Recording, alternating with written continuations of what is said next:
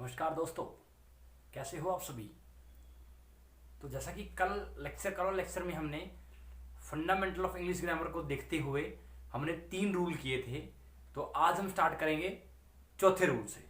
तो चौथा रूल क्या कहता है, जब भी हम नीड नॉट और डेयर नॉट का प्रयोग सिंगुलर और प्लूरल सब्जेक्ट के साथ प्लूरल फॉर्म में करते हैं, तो इट मीन्स जब भी हम नीड नॉट और डेयर नॉट का प्रयोग करते हैं और अगर इन दोनों वर्ड्स का यूज सिंगुलर या प्लूरल सब्जेक्ट के साथ करते हैं तो हमेशा आपकी प्लूरल फॉर्म आती है। क्या आती है? प्लूरल फॉर्म आती है। तो क्या रूल है? Rule number 4। तो रूल नंबर 4 ये कहता है, rule number 4।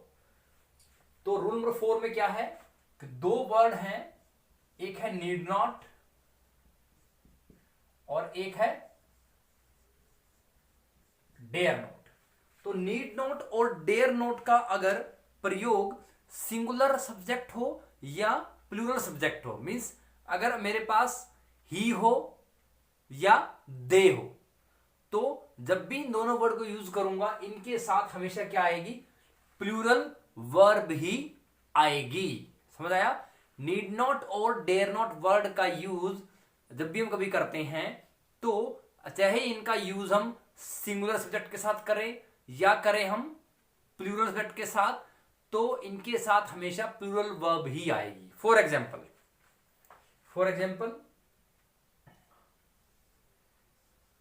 She need not go there, उसे वहां जाने की जरूरत नहीं है। She singular subject, need not word use कर रहे हैं हम, गो प्लूरल वर्ब आई है। ठीक, दे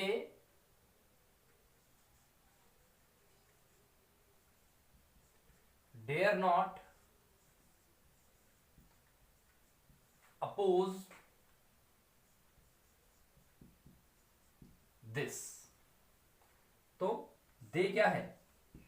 प्लूरल सब्जेक्ट है। डेयर नॉट ये वर्ड आ गया। अपोज क्या है? प्लूरल वर्ब है। तो डेयर नॉट और नीड नॉट का यूज हम जब भी सिंगुलर सब्जेक्ट के साथ या प्लूरल सब्जेक्ट के साथ करेंगे तब हमारा प्लूरल वर्ब ही आएगी। ठीक है, तो इसमें कुछ नोट करने लायक बातें हैं, जैसे कि अब हमने किया डेयर नोट डी नोट।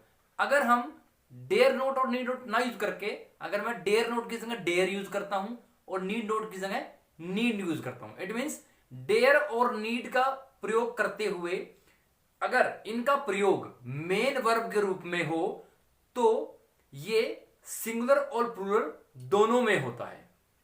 ठीक है, तो इसमें क्या है कि अगर हम डेयर वर्ड यूज कर रहे हैं या नीड वर्ड यूज कर रहे हैं तो अगर इनका यूज मेन वर्ब के रूप में हो रहा है तब आपका ये सिंगुलर और प्लूरल दोनों में होता है। फॉर एग्जाम्पल मैं बात कर रहा हूं डेयर और नीड की। डेयर और नीड का अगर यूज होगा तो जैसे suppose she needs books. She needs books. They need books. Singular subject singular verb, plural subject plural verb. और अगर डेयर का देख लो, for example he dares to face he dares to face the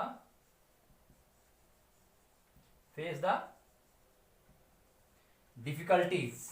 तो जब हम नीड नोट और dare not का यूज कर रहे हैं तो नीड नोट और डेयर नोट का यूज चाहे वो सिंगुलर सब्जेक्ट हो चाहे वो प्लूरल सब्जेक्ट हो, इनके साथ हमेशा प्लूरल फॉर्म ऑफ वर्ब ही आएगी। Like she need not go, go क्या है? प्लूरल वर्ब है। शी सिंगुलर है। दे क्या है? प्लूरल है, फिर भी क्या आ रहा है? प्लूरल है। मीन्स सब्जेक्ट सिंगुलर हो या प्लूरल हो, नीड नॉट और डेयर नॉट के साथ हमेशा प्लूरल वर्ब ही आएगी। दूसरा, डेयर और नीड जब भी वर्ड मेन वर्ब की तरह यूज करेंगे तो ये देखो मेन वर्ब है, सब्जेक्ट वर्ब ऑब्जेक्ट। तो ये क्या, नीड क्या है? यहाँ पर मेन वर्ब है, डेयर क्या है? मेन वर्ब है। तो ऐसे केस में इनका यूज सिंगुलर वर्ब और प्लूरल वर्ब के साथ दोनों में होता है। ठीक है। नेक्स्ट, अगर इनका यूज नेगेटिव सेंटेंस में हो, मींस डेयर और नीड का यूज नेगेटिव सेंटेंस में मेन वर्ब की तरह यूज हो, तो देखें तो कैसे करेंगे। राइट डाउन, मैं इसको यहां पर रब कर रहा हूं।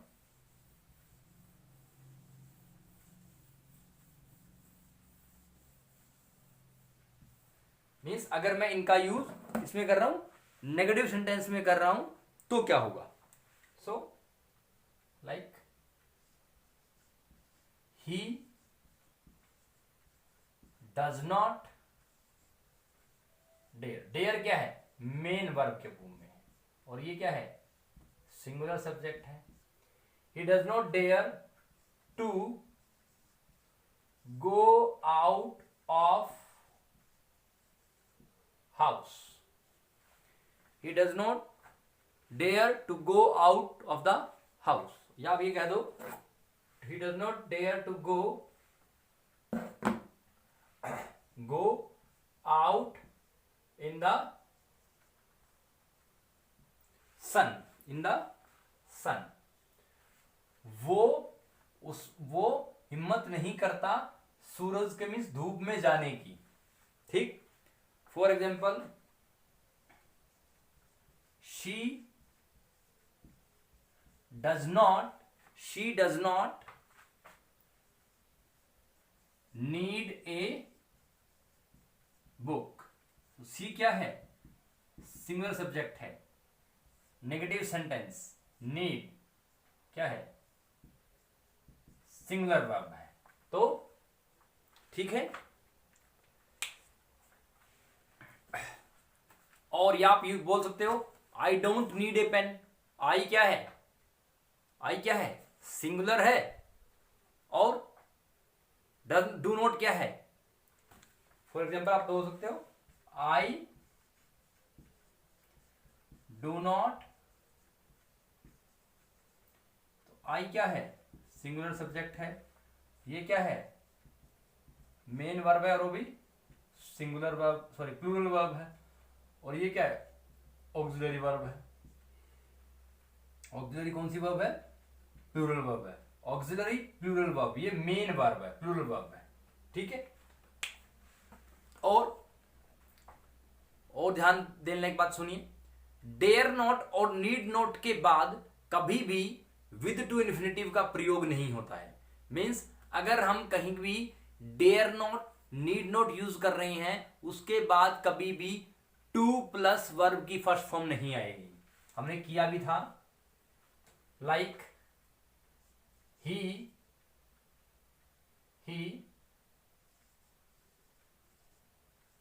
Dare not do this. वह ऐसा करने का साहस नहीं रखता है। ठीक है। लाइक he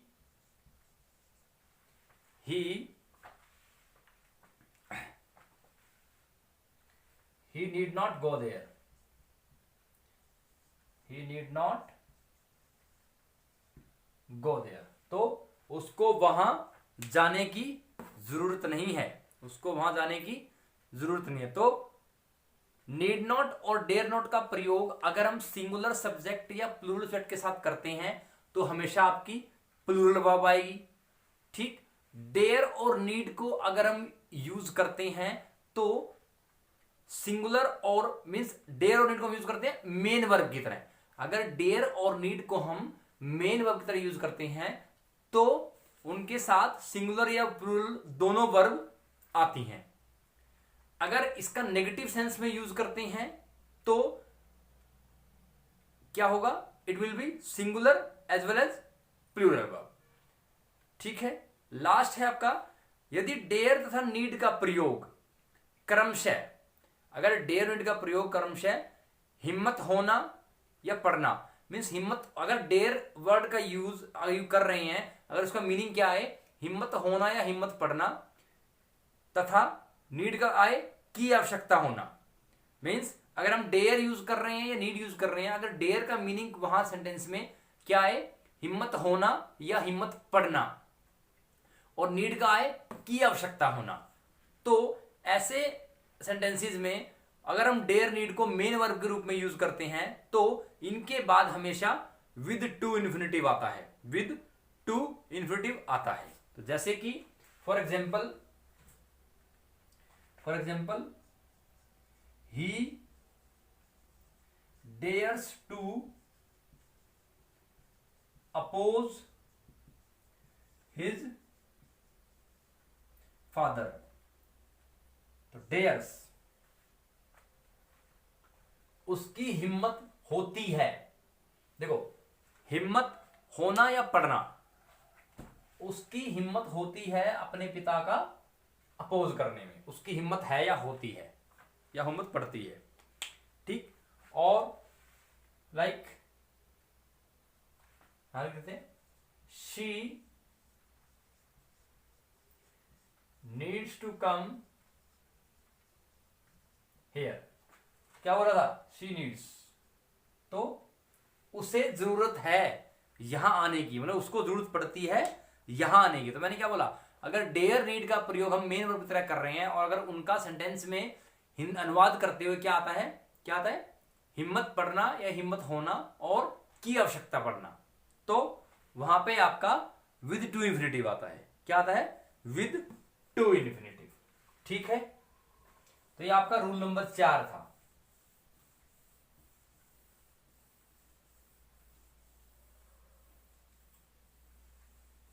तो मैं आपको श्योरिटी के साथ कह सकता हूं कि अगर आप इन रूल्स को एक बार गो थ्रू हो जाओगे तो आपको वाकई ही इंग्लिश में कोई दिक्कत नहीं रहने वाली, किसी भी तरह की सब्जेक्ट के हिसाब से वर्ब कैसे आई कैसे नहीं आएगी, आपको कोई भी दिक्कत नहीं रहेगी। रूल नंबर 5, रूल नंबर 5 में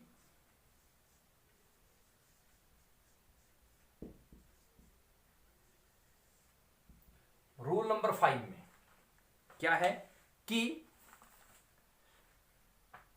जो सेंटेंस इफ से, एज दो से, if only, suppose, I wish, he wishes, she wishes, I wish, इनसे स्टार्ट होते हैं तो इनको हम क्या सेंटेंस बोलते हैं, इनको हम बोलते हैं सपोजिशनल सेंटेंस, सपोजिशनल सेंटेंसेस, जिनका स्टार्टिंग इफ से, एज दो से, if only, suppose, I wish, he wishes, she wishes, इनसे स्टार्ट होता है। तो और इनमें हमें एक कल्पना का थोड़ा बोध होता है और असंभव शर्त, इम्पॉसिबल कंडीशन का बोध होता है। तो इन शब्दों के बाद किसी भी नंबर तथा पर्सन के सब्जेक्ट का, मतलब अगर ये शब्द हम यूज कर रहे हैं और इनके बाद कोई भी नंबर तथा पर्सन का सब्जेक्ट का प्रयोग हो, क्यों ना हो, फिर भी प्लूरल वर्ब आएगी। मीन्स अगर हम suppositional sentence, for example suppositional, suppose word सुना है आपने, सपोजिशनल सेंटेंस, देखो मैं आपको यहां पर ऐसे ऐसे रूल बताऊंगा जिनको देखकर आपको शायद ये लगे कि अरे ये तो मैंने कभी सीखा ही नहीं, इसमें मैंने कभी ध्यान दिया ही नहीं, ऐसा भी हो सकता है। तो आपको शायद पहली बार ऐसा भी लगे, तो इसलिए बोल रहा हूं कि आप अगर संयम रखेंगे और इस वीडियो को ध्यान से पूरा देखेंगे, एक भी स्टेप नहीं छोड़ेंगे, तो मैं आपको लिख कर दे रहा हूं कि आपको इंग्लिश ग्रामर में कोई भी दिक्कत नहीं रहने वाली है। लिख के ले लेना मुझसे। ये मेरा आपसे प्रॉमिस है कि आप अगर इस वीडियो को पूरा देखेंगे, step by step her point को समझेंगे कि क्या बता रहा हूं क्या, और एग्जाम्पल को भी देखेंगे और उनसे उनको कोरिलेट कीजिए, तब आपको कोई भी दिक्कत नहीं रहने वाली है। तो हमने क्या कहा कि सपोजिशनल सेंटेंस में जिनका स्टार्टिंग किससे हो, इफ से हो, एज इफ से हो, एज दो से हो, ठीक है, इफ ओनली से हो, आई विश से हो, ही wishes, she wishes,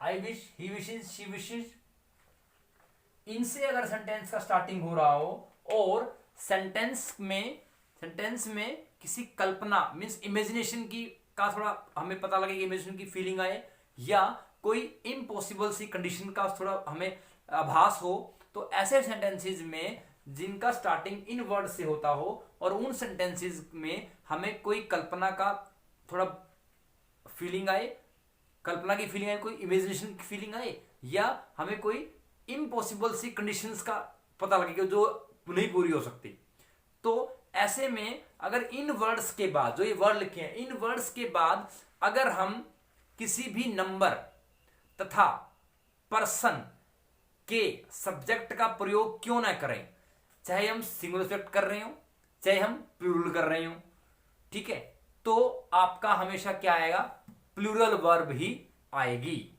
for example, I wish I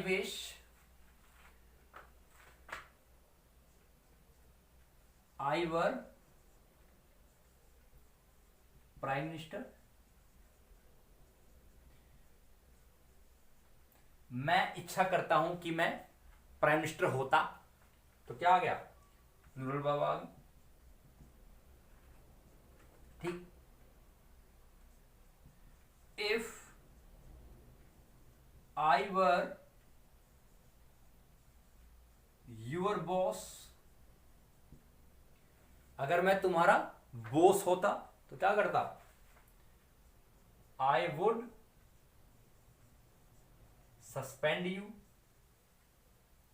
I would suspend you, देखिए प्लूरल वर्ब। तो क्या है, देखो आई विश, इफ, तो क्या है, देखो क्या है, ये इमेजिनेशन तो है और इम्पॉसिबल सी कंडीशन है जो कभी पूरी नहीं हो पाएगी, मैं कभी प्रधानमंत्री नहीं बन सकता, तो मैं सिर्फ इच्छा कर रहा हूं कि काश मैं प्रधानमंत्री होता, यहां पर मैं उसका बॉस नहीं बन सकता, तो क्या है, अगर मैं उसका बॉस होता तो मैं उसे सस्पेंड कर देता, ठीक है। तो ऐसे सेंटेंसेस में क्या आएगा, हमेशा प्लूरल वर्ब आएगी, ठीक। फिर आते हैं इसी में, पहला हमने क्या किया, सेंटेंस कैसा हो, सपोजिशनल हो। दूसरा, अगर आपका सेंटेंस कंडीशनल हो तो कंडीशनल सेंटेंस प्राय अगर इफ के साथ स्टार्ट हो, एज इफ के साथ स्टार्ट हो, एज दो से स्टार्ट हो, इट मींस अगर कंडीशनल सेंटेंस इफ से स्टार्ट हो, एज इफ से स्टार्ट हो, एज दो से स्टार्ट हो, तो और इससे अगर वास्तविक स्थिति का बोध हो, मतलब रियलिटी में जो क्या कंडीशन है अगर उसका हमें पता लगे, तो ऐसे केस में इफ एज दो के बाद सब्जेक्ट का नंबर तथा पर्सन के मुताबिक ही वर्ब यूज होगी। जैसे कि क्या है कि अगर हम बात कर रहे हैं किसकी, कंडीशनल सेंटेंस की,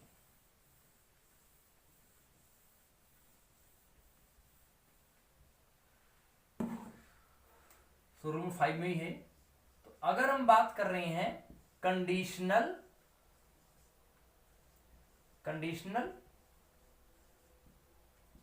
सेंटेंस की, और जिनकी स्टार्टिंग किससे हो,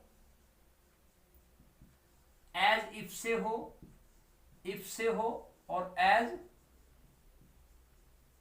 दो से हो, किससे हो, इफ से हो, एज इफ से हो और एज दो से हो, ठीक है। तो और उस सेंटेंस में हमें रियलिटी में क्या है, क्या कंडीशन है उसका हमें पता लगे, तो ऐसे सेंटेंस में चाहे पर्सन आपका कुछ भी हो, पर्सन के नंबर के हिसाब से ही हम वर्ब यूज करते हैं। For example, if you come here, if you come here I will teach you, अगर तुम यहां आते हो मैं तुम्हें पढ़ाऊंगा। If you singular subject, sorry plural subject and plural verb, plural subject and plural verb, ठीक है। Sneha looks, Sneha looks as though, so Sneha looks as though she has been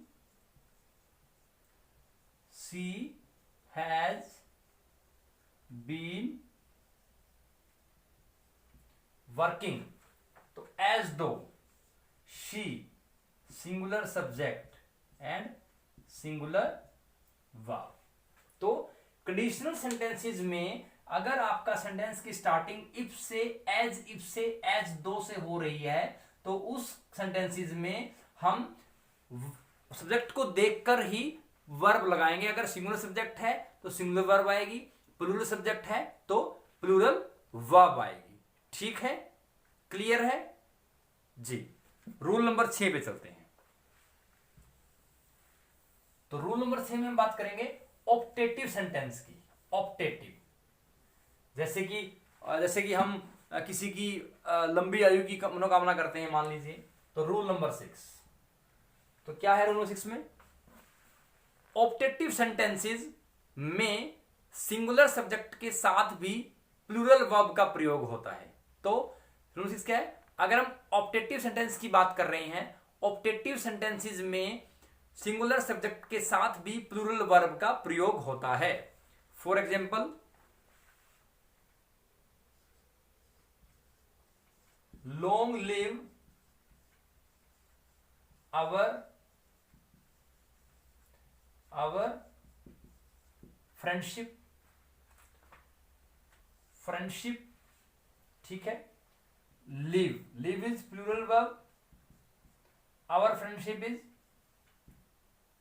friendship is singular subject. तो optative sentences में singular subject के साथ भी plural verb use होती है। Like God save the king, God क्या है? God is the singular subject, save plural, तो गॉड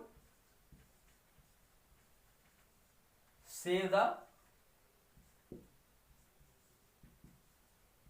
किंग, तो save is a plural verb and God is singular subject. तो ऑप्टेटिव सेंटेंसेस में हमेशा सिंगुलर सब्जेक्ट के साथ प्लूरल वर्ब ही use करते हैं, ठीक है। तो कभी कभार क्या होता है, ऑप्टेटिव सेंटेंस में इच्छा का बोध होता है हमें, लेकिन कभी कभी हम मे का यूज नहीं करते हैं, तो वो हम अपने आप से मान सकते हैं कि may long live our friendship, may God save the king. हम मे अपने आप से, अपनी अंडरस्टैंडिंग से लगा सकते हैं कि मे यहां पर होगा, ठीक है। तो नेक्स्ट रूल करते हैं, rule number 7। Rule number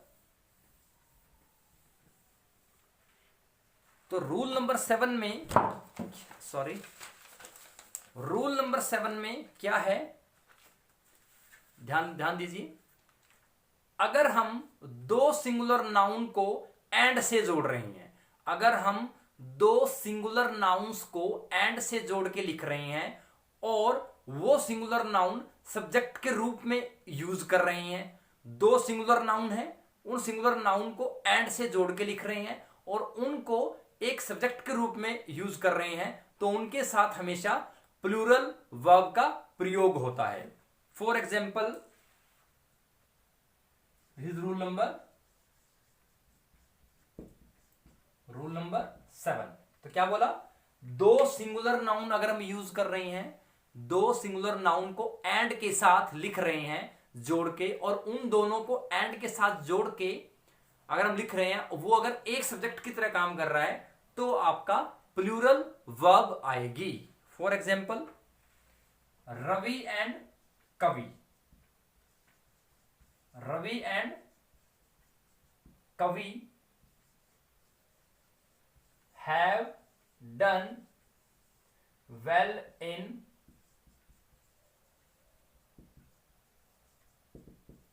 examination।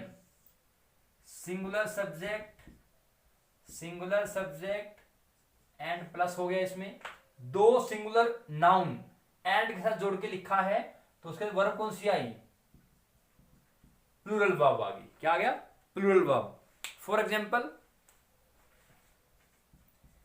a boy and a girl love each other।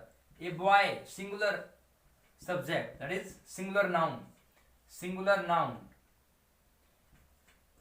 और and जोड़ दिया इसमें, ये क्या आ गया, प्लूरल वर्ब। तो दो सिंगुलर नाउन को अगर एंड के साथ लिखा जाए और वो एज ए सब्जेक्ट के काम कर रहे हो, तो उसमें हमेशा प्लूरल वर्ब ही आएगी। ठीक है।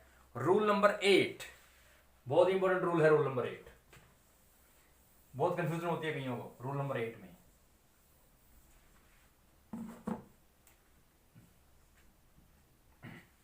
रूल नंबर 8 ध्यान दीजिएगा, जब कभी हम पेयर वर्ड्स यूज करते हैं, for example bread and butter, इकट्ठा वर्ड है, ये पेयर में यूज होता है। कभी ब्रेड अकेला नहीं आता, बटर अकेला नहीं आता, bread and butter. Rice and कड़ी, इसको बोलते हैं कड़ी चावल, बोलते ना कड़ी चावल खाएंगे आज तो, ब्रेड बटर, कड़ी चावल। Slow and steady, truth and honesty, horse and carriers, घोड़ा गाड़ी। Age and experience, long and short, sum and substance. जहां भी पेयर्स में वर्ड यूज कर रहे हो और इनका प्रयोग अगर सेंटेंस में सब्जेक्ट के रूप में कर रहे हैं, तो और ये हमें क्या करते हैं, जब भी हम पेयर वर्ड यूज कर रहे हैं, वो पेयर वर्ड सेंटेंस में यूज होते हुए हमें हमेशा एक ही चीज का आभास कराते हैं, तो ऐसे में वो उनके साथ सिंगुलर वर्ब ही यूज होगी। For example, bread and butter is my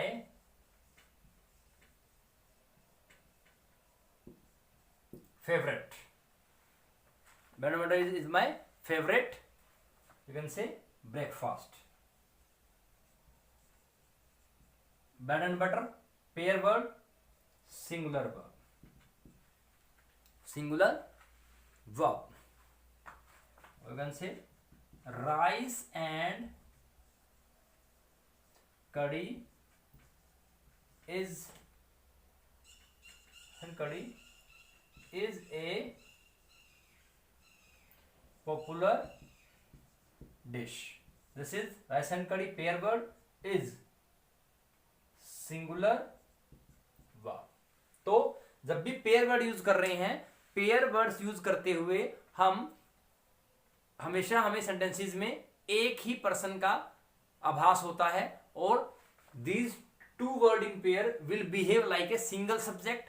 तो सिंगुलर सब्जेक्ट होगा, तो ऐसे में हमारी वर्ब सिंगुलर ही आएगी। क्या आएगी, सिंगुलर आएगी। और इसमें सुन लीजिएगा, और है, यदि दो सिंगुलर अनकाउंटेबल नाउन्स, अगर हम दो singular uncountable noun means singular noun है जो कि न गिनी जा सके, यदि दो अनकाउंटेबल सिंगुलर नाउन्स को एंड से जोड़ दिया जाए, तो उस कंडीशन पे वो किसी क्लास के बारे में बताते हैं हमें कि क्या क्लास है इसकी। क्लास मीन्स क्या स्टैंडर्ड है इसका, तो उनके साथ हमेशा प्लूरल वर्ब यूज करते हैं। Like for example, time and tide, time and tide wait for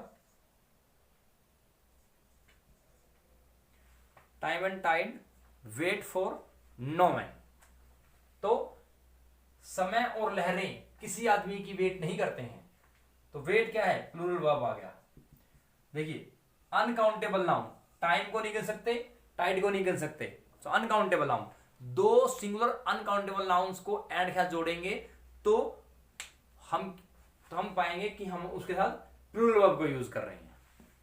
ठीक है, like gold and silver are precious metals. Gold and silver, gold भी क्या है, अनकाउंटेबल है, सिल्वर भी क्या है, अनकाउंटेबल है, are plural verb. So gold and silver are precious metals. ठीक है, और सुनिए पेयर वर्ड्स, अगर हम रिलेशंस को पेयर वर्ड्स में यूज कर रहे हैं तो उस केस में अगर हम रिलेशन वर्ड यूज कर रहे हैं, ठीक है, और वो एंड से जुड़े हों, एंड से जुड़े होने चाहिए, उस केस में वो अगर उनसे पहले पजेसिव एडजेक्टिव आए तो प्लूरल वर्ब का यूज होगा। लाइक तो क्या बोल रहा हूं, अगर मेरे पास पेयर वर्ड्स में रिलेशन वाले वर्ड हो, like father mother, sister brother, तो pair words like mother and father, mother and father, और देखो रिलेशन वर्ड है मदर फादर और दोनों एंड से जुड़े हुए हों और उनसे पहले अगर पजेसिव एडजेक्टिव आए, माई मीन्स मेरे माता पिता, तो उनके बाद हमेशा प्लूरल वर्ब आएगी, आर प्राउड ऑफ मी। तो this is your possessive adjective, these are relation words and this is your plural verb. So pair words अगर relation में यूज कर रहे हैं और एंड से जुड़े हों तो हमेशा आपकी प्लूरल वर्ब आती है। क्या आती है, प्लूरल वर्ब आती है। ठीक है,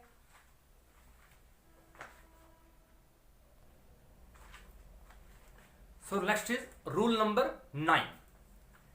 यदि दो सिंगुलर नाउन एंड से जुड़े हों और फर्स्ट सिंगुलर नाउन से पहले आर्टिकल हो या पजेसिव एडजेक्टिव हो, तो दो सिंगुलर नाउन अगर एंड से जुड़े हों और फर्स्ट सिंगुलर नाउन से पहले आर्टिकल हो या कोई पजेसिव एडजेक्टिव हो, तो उसके बाद हमेशा सिंगुलर वर्ब का यूज होता है, क्योंकि वो हमें सिर्फ सिंगल पर्सन का आभास कराता है। For example the principal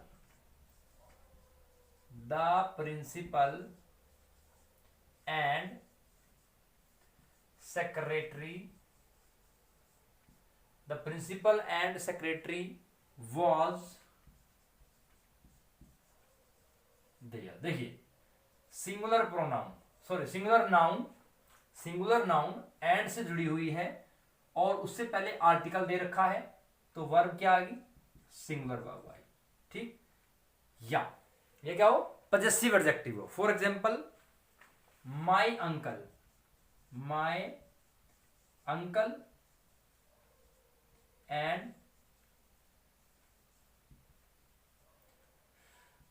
and guardian has come to examine. तो अंकल सिंगुलर नाउन एंड के साथ जुड़ी है, माई पजेसिव एडजेक्टिव,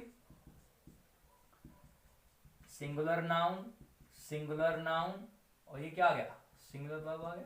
तो दो सिंगुलर नाउन अगर एंड से जुड़ी हुई हो और पहली नाउन से पहले आर्टिकल आ जाए या पजेसिव एडजेक्टिव आ जाए, तो वो हमें एक सिंगल चीज का आभास कराती है और उसके बाद हमेशा सिंगुलर वर्ब का यूज होता है। ठीक है, नेक्स्ट इज रूल नंबर 10। उसमें क्या है, अगर दो सिंगुलर नाउन एंड से जुड़ी हुई हो और उन दोनों नाउन से पहले आर्टिकल हो या पजेसिव एडजेक्टिव हो, तो उनके बाद हमेशा प्लूरल वर्ब होती है। जैसे हमने यहां क्या किया, दो सिंगुलर नाउन एंड से जुड़ी हैं और पहले वाले नाउन से पहले आर्टिकल है या कोई पजेसिव एडजेक्टिव है, तो सिंगुलर वर्ब आई। और अगर दोनों नाउन से पहले आर्टिकल हो, यहां भी आर्टिकल हो, यहां भी आर्टिकल हो, या पजेसिव एडजेक्टिव हो, यहां भी पजेसिव एडजेक्टिव हो, यहां भी एडजेक्टिव हो, तो दोनों एंड से जुड़ी हो तो क्या होगा, प्लूरल वर्ब आएगा। फॉर एग्जाम्पल यहीं पे लिख देते हैं, the principal and the secretary, principal and the secretary were there. तो अब अभी दो अलग अलग बंदे बन गए, प्रिंसिपल अलग है, सेक्रेटरी अलग है। पहले वाले में क्या था कि जो प्रिंसिपल है वही सेक्रेटरी है। तो दो नाउन एंड से जुड़े हुए हैं और दोनों से पहले आर्टिकल है या पजेसिव एडजेक्टिव है, तो वो वहां क्या आएगा, प्लूरल नाउन है, प्लूरल वर्ब आएगी। तो माई uncle and my guardian, my uncle and my guardian, possessive adjective, singular noun, verb क्या आएगी यहां पर, हैव, क्या आएगी, प्लूरल वर्ब आएगी।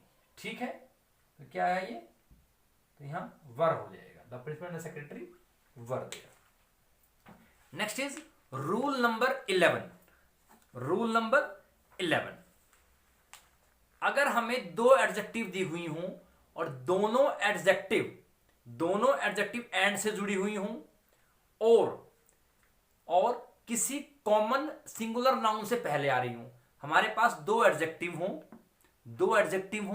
और दोनों एडजेक्टिव किसी सिंगुलर कॉमन नाउन से पहले आ रही हूं और एंड के साथ जुड़ी हुई हूं, और पहली एडजेक्टिव से पहले इनडेफिनिट आर्टिकल हो, मींस ए हो या एन हो, तो हमेशा सिंगुलर वर्ब यूज होता है। मैंने क्या बोला, हमारे पास दो एडजेक्टिव हों, दोनों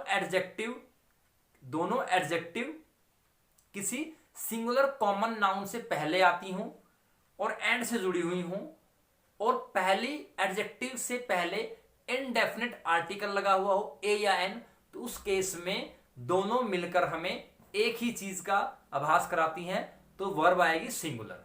और अगर दोनों एडजेक्टिव हों और दोनों अलग अलग सिंगुलर कॉमन नाउन से पहले आती हों, दोनों एडजेक्टिव हों और दोनों सिंगुलर कॉमन नाउन से पहले आती हों, और दोनों एडजेक्टिव से पहले इनडेफिनिट आर्टिकल आता हो, तो दोनों क्या होंगी के बाद प्लूरल वर्ब लगेगी। तो देख लीजिए, रूल नंबर 11 है ये, रूल नंबर 11।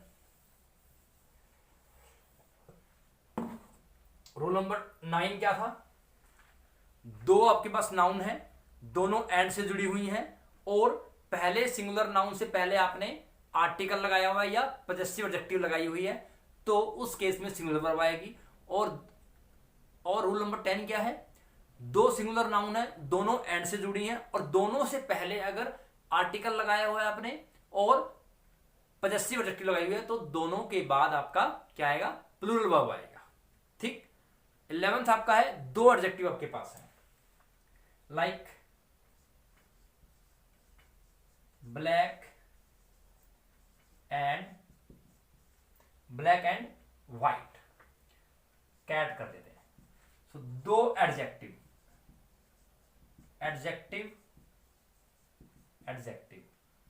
दो एडजेक्टिव एंड के साथ जुड़ी हुई हैं और पहले एडजेक्टिव से पहले आर्टिकल आ जाए इनडेफिनिट, ए हो या एन हो, ए ब्लैक एंड व्हाइट हो गया, और दोनों किसी सिंगुलर कॉमन नाउन से पहले आ रही हूं, उस केस में सिंगुलर वर्ब यूज होगी। A black and white cat was mewing, एक ब्लैक एंड व्हाइट कैट थी, वो म्याऊ म्याऊ कर रही थी।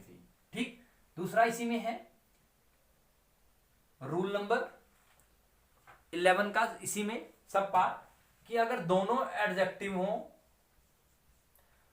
और दोनों से पहले क्या हो, इंडेफिनिट आर्टिकल हो, तो आपकी वर्ब आएगी प्लूरल। क्योंकि ऐसे केस में चीजें दो हो जाती हैं, एक काली और एक व्हाइट बिल्ली म्याऊ म्याऊ कर रही थी। ठीक है, सो आज हमने 11 तक रूल कर लिए हैं, लास्ट लेक्चर में 3 रूल कर पाए थे, तो धीरे धीरे हम इन रूल को आगे बढ़ाएंगे जिससे कि हमारा बेसिक और स्ट्रॉन्ग होगा।